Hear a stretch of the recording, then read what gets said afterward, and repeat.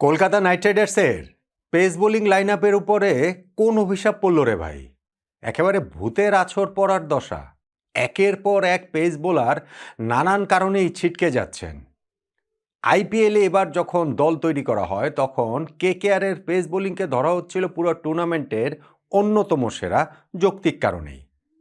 অথচ টুর্নামেন্ট যখন শুরু হচ্ছে তখন সেই পেস বোলিং লাইন আপের লিডারের নাম ব্লেসিং মুজারাবানি। হ্যাঁ, জিম্বাবুয়ের এই পেস বোলার প্রতি আমি চূড়ান্ত সম্মান রেখেই বলছি, আইপিএল এর শুরুতে তো তিনি দলই পাননি, তিনি এখন কেকেআর এর পেস বোলিং এর লিডার। তাতেই বোঝা যাচ্ছে কেকেআর এর পেস বোলিং এর উপর দিয়ে কি ঝড়টাই না বয়ে গেছে। কেন এই অবস্থা হলো এবং এখান থেকে রিকভার করার কোনো সুযোগ আছে কি না, টুর্নামেন্টে কেকেআর কে এটা কতটা ভোগাতে পারে, সব মিলিয়ে এই আলোচনাটা করছি।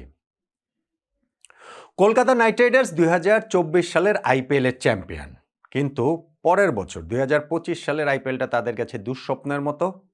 10 দলের মধ্যে 8 নম্বরে থেকে শেষ করেছে। এইবার কেকেআর একেবারে নতুন অ্যাপ্রোচে টুর্নামেন্টটা শুরু করছে। গতবারের খারাপ রেজাল্ট একটা কারণ, ধরেন আন্দ্রে রাসেল অবসর নিয়েছে এই আইপিএল থেকে, সেইটা ধরেন একটা কারণ, আরও অনেকগুলো রিজন মিলিয়ে তারা মোটামুটি একটা নতুন অ্যাপ্রোচে এবারে টুর্নামেন্ট শুরু করছে এবং সেখানটা তো অন্যান্য জায়গা নিয়ে তো আলোচনা করছে বা করবোই, সামনে সুযোগ রয়েছে। আমি শুধুমাত্র পেস বোলিংয়ের জায়গাটায় যদি আসি তাহলে যে আমরা কি দেখতে পাই, আইপিএলের এবারে নিলামের শেষে দেখা যাচ্ছিল কলকাতা নাইট রাইডার্সের পেস বোলিংয়ে রয়েছেন বাংলাদেশের মুস্তাফিজুর রহমান, শ্রীলঙ্কার মাথিসা পাথেরানা, অস্ট্রেলিয়ার ক্যামেরন গ্রিন, ভারতের উমরান মালিক, বৈভব অরোরা, হর্ষিত রানা, আকাশদীপ, কার্তিক তিয়াগী। দুর্দান্ত একটা পেস বোলিং লাইন আপ, কোনো সন্দেহ নেই। অথচ টুর্নামেন্ট যখন শুরু হচ্ছে তখন তাদের মধ্যে সিংহভাগকেই পাওয়া যাচ্ছে না। যেই ব্লেসিং মুজারাবানি ছিলেনই না, যাকে নেয়াই হয়নি, তার কাঁধেই এখন এই পেস বোলিংয়ের নেতৃত্বের ভার পড়েছে। শুরুটা হয়েছিল মুস্তাফিজুর রহমানকে দিয়ে এবং এই ঘটনা প্রবাহটা আমরা জানি। কলকাতা নাইট রাইডার্স থেকে তাকে বাদ দেবার, রিলিজ করার নির্দেশটা দিয়েছিল আইপিএল কর্তৃপক্ষ অফিসিয়ালি বা ভারতীয় ক্রিকেট বোর্ড, কিন্তু সিদ্ধান্তটা আসলে ভারতের সরকারের ছিল। এটা একটা রাজনৈতিক সিদ্ধান্ত ছিল এবং এইটা নিয়ে বাংলাদেশে কি হয়ে গিয়েছে, বাংলাদেশে আইপিএলের সম্প্রচার নিষিদ্ধ, টি-20 ওয়ার্ল্ড কাপ তো আমরা ফাইনালি গিয়ে খেললামই না, ওগুলো তো রয়েছে, ওগুলো নিয়ে অন্যান্য জায়গায় তো আলোচনা হয়েছে। এইখানটাতে যদি আমি বলি তাহলে কলকাতা নাইট রাইডার্স কিন্তু কেকেআর এই মুস্তাফিজকে অনেক বড় আশা করে এবার দলে নিয়েছিল। তারা নিলাম থেকে মোটামুটি হচ্ছে গিয়ে দড়ি টানাটানির মতো করে 9,20,00,000 রুপি, বাংলাদেশি মুদ্রায় প্রায় 12.5 কোটি টাকা দিয়ে এই মুস্তাফিজকে দলে নিয়েছিল। এত টাকা তো আর তারা শুধু শুধু খরচ করেনি। নিশ্চয়ই মুস্তাফিজের উপরে তাদের সেই আস্থার জায়গাটা ছিল, সেই ভরসার জায়গাটা ছিল।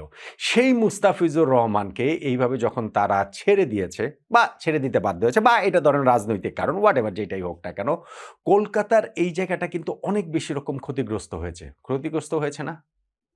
আবার আপনি ধরেন মাথিসা পাথিরানা, তাকে ওই মিনি নিলাম থেকে 18 কোটি রুপি দিয়ে নিয়েছিল, মানে মুস্তাফিজেরও ডাবল প্রাইস দিয়ে নিয়েছিল শ্রীলঙ্কার এই পেস বোলারকে। অথচ তাকেও কিন্তু আইপিএলের এই শুরুর অংশে পাচ্ছে না। শ্রীলঙ্কান ক্রিকেট বোর্ড তাকে এনওসি দিচ্ছে না আপাতত। ফিটনেস প্রমাণ করতে হবে। মাথিসা পাথিরানা সেই ফিটনেসের জায়গাটা কি রয়েছে, কোন অবস্থাতে রয়েছে, সেটা এখনও খুব ক্লিয়ার না। তবে ধারণা যেটা করা হচ্ছে যে মিড এপ্রিলের আগে তাকে শ্রীলঙ্কান ক্রিকেট ছাড়ছে না। সেইটা পাথিরানার ক্ষেত্রে এই ইনজুরিটা বারবার রিকার করে, ফলে এটা যে আরও কতদিন লিঙ্গার করবে এইটা এখনই আসলে বলা যাচ্ছে না। মাথিসা পাথিরানাকে না পাওয়াটাও এই কলকাতা নাইট রাইডার্সের জন্য নিঃসন্দেহে অনেক অনেক বড় একটা সেটব্যাক। ভারতের হর্ষিত রানা, তিনি ভারত জাতীয় দলের pace bowler, premium pace bowler এবং কেকেআরের হয়ে বা ধরেন যে আইপিএলে তার পারফরমেন্স ভালো, সেই হর্ষিত রানাকেও তো পুরো সিজনের জন্যই পাচ্ছে না। তার ওই সমস্যার কারণে, হাঁটুর ইনজুরির কারণে পুরো সিজন থেকেই মোটামুটি হর্ষিত রানা ছিটকে গেছেন। ফলে এইটাও কেকেআরের জন্য অনেক অনেক অনেক বড় একটা সেটব্যাক। সর্বশেষ যেটা জানা গেল, আকাশদীপ, ভারতের আরও একজন পেস বোলার, তাকেও হচ্ছে গিয়ে মোটামুটি এই সিজনে পাচ্ছে না। লোয়ার ব্যাক সমস্যার কারণে ওই ইনজুরিটা তিনি ঝেড়ে ফেলতে পারেননি, যাকে এইবারের আইপিএলের নিলাম থেকে 1 কোটি রুপি দিয়ে বেস্ট প্রাইজে কেকেআর কিনে নিয়েছিল। ওই স্কোয়াডের ইউটিলিটি প্লেয়ার তিনি হতে পারতেন, কিন্তু ফিটনেস নিয়ে আকাশদীপের সবসময় সমস্যা ছিল। ধরেন 2022 সালে তার আইপিএলে ডেবু হয়েছে, গত 4 সিজন মিলে আইপিএলে মাত্র 14টা ম্যাচ তিনি খেলতে পেরেছেন, 10টা উইকেট পেয়েছেন। এই সিজনে যদি পুরোটা খেলতে না পারেন তাহলে 5 সিজনে আসলে 14 ম্যাচ। ফলে এই পেস বোলারের উপরে ভবিষ্যতেও কোনো দল আশা ভরসা রাখবে কিনা, ওইটাও একটা প্রশ্নের জায়গার তো থেকেই যায়। আর ধরেন ক্যামেরন গ্রিন, যাকে ওই আইপিএলের মিনি অকশন থেকে 25 কোটি 20 লাখ রুপি দিয়ে সবচেয়ে দামি ক্রিকেটার হিসেবে এইবারের মিনি অকশনে তাকে সেল করা হয়েছে, তাকে কিনে নিয়েছে। এবং এই পেস বোলিং অলরাউন্ডারকে কলকাতা নাইট রাইডার্সের তো ভীষণ প্রয়োজন, অথচ তিনি পেস বোলিংটা করতে পারবেন কিনা তারই কোনো নিশ্চয়তা নেই। 4 ওভার করে প্রতি ম্যাচে তো করতে পারবেনই না, মোটামুটি এরকম একটা জায়গার কথা তো আমরা বিভিন্ন গণমাধ্যমে দেখতে পাচ্ছি। ইনজুরির সঙ্গে ক্যামেরন গ্রিনও লড়ছেন এবং ক্রিকেট অস্ট্রেলিয়া তাকে ওই নির্দেশনাটা দিয়েছে যে বোলিংটা যেন খুব রেগুলার তিনি না করেন।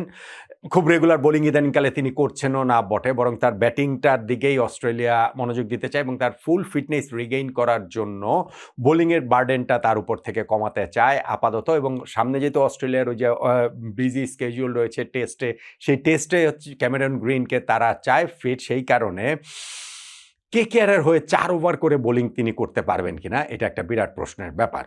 মনে হয় পারবেন না। আমি দেখছিলাম রবিচন্দ্রন অশ্বিন তিনি বলছিলেন যে তাহলে তো 2 কোটি রুপি তার কাছ টাকা থেকে কেটে নেওয়া দরকার, তিনি এসে 1 ওভার 2 ওভার বোলিং করবেন।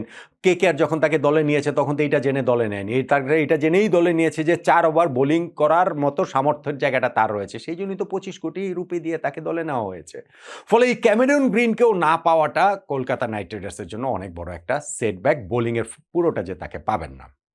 তাহলে আপনি খেয়াল করে দেখেন কলকাতা নাইট রাইডার্স যে ইনিশিয়াল দলটা তৈরি করেছিল সেইখান থেকে মুস্তাফিজুর রহমানকে তারা পেল না, তারা মাথিসা পাথিরানাকে শুরুর অংশটাতে পাবে না, হার্ষিত রানাকেও তারা মোটামুটি পুরো সিজনই পাবে না, আকাশদীপকেও পুরো সিজনের জন্য পাবে না, ক্যামেরুন গ্রিনকেও তারা পেলেও 1 ওভার 2 ওভারের বেশি করে পাবে না, সেইটাও অত রেগুলার না। তাদের পেস বোলিং লাইন আপটা কি ভীষণ রকমের ক্ষতিগ্রস্ত হয়েছে। কলকাতা নাইট রাইডার্স এই ক্ষেত্রে ব্লেসিং মিজোরাবানিকে দলে নিয়েছে মুস্তাফিজুর রহমানের রিপ্লেসমেন্ট হিসেবে। জিম্বাবুয়ের এই পেস বোলার ভালো বোলার নিঃসন্দেহে, গত টি20 ওয়ার্ল্ড কাপেও তো 13টা উইকেট নিয়েছেন, খুব ভালো বোলিং করেছেন। বাট মুস্তাফিজ তো মুস্তাফিজকে কি আর এই মুজারাবানি দিয়ে রিপ্লেস করা যায়? আবার যখন আপনি মাথায় রাখবেন যে সেই মুজারাবানি এখন তাদের পেস আক্রমণের নেতা হয়ে গেছেন, এই প্রেশারটাও তিনি বা কীভাবে সামলাতে পারবেন? ভারতীয় লোকাল পেস বোলারদের মধ্যে বৈভব অরোরা রয়েছেন, তার উপরেও নিঃসন্দেহে কেকেআর অনেক বেশি আশা করবে, ভরসা করবে। উমরান মালিক পেস দিয়ে যিনি আলোচনায় এসেছিলেন, কিন্তু আইপিএলে সাম্প্রতিক সময়গুলোতে তার ভালো যাচ্ছে না। এই সিজনটা তিনি যদি নিজেকে আবার নতুনভাবে চেনাতে পারেন, তার যদি পুনরুজ্জীবনের মতো হয় আইপিএল ক্যারিয়ারে, সেইটা কেকেআর খুব করে চাইবে। কার্তিক তিয়াগী রয়েছেন আরও একজন। ফলে তাদের এই পেস বোলিংয়ের জায়গাটা কিন্তু আসলে খুবই থিন। আমি জানি না এইখানটাতে আকাশদীপ এবং হর্ষিত রানার রিপ্লেসমেন্ট কেকেআর নিল, সেটা তো লোকাল ক্রিকেটারদের মধ্যে থেকে নিতে হবে। ভারতীয় ক্রিকেটার সিমারজিৎ সিং রয়েছেন, আরও কয়েকজন এখানটাতে আলোচনায় রয়েছেন, কিন্তু সেইটা কি আসলে এই যাদেরকে মিস করছে কেকেআর তার পরিপূরক হতে পারবে?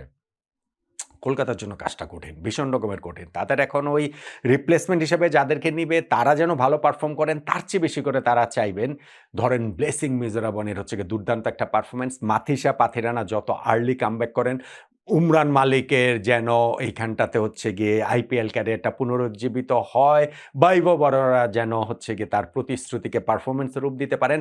এই অনেকগুলো পাজল আসলে কেকেআরের মিলতে হবে পেস বোলিং লাইন আপটাতে, যদি তাদের ঠিকঠাক মতো ক্লিক করে উঠতে হয়।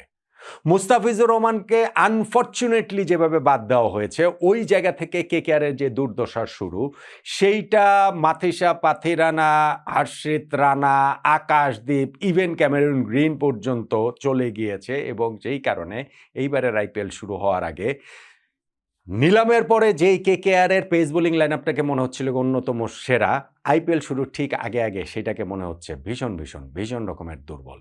সেই দুর্বল পেস বোলিং লাইন আপ নিয়ে এইবারের কলকাতা নাইট রাইডার্সের খুব ভালো কিছু করা কি সম্ভব হতে পারে, যদি না হাতে থাকা এই পেস বোলাররা খুব ভালো পারফর্ম করেন? বলুন তো দেখি।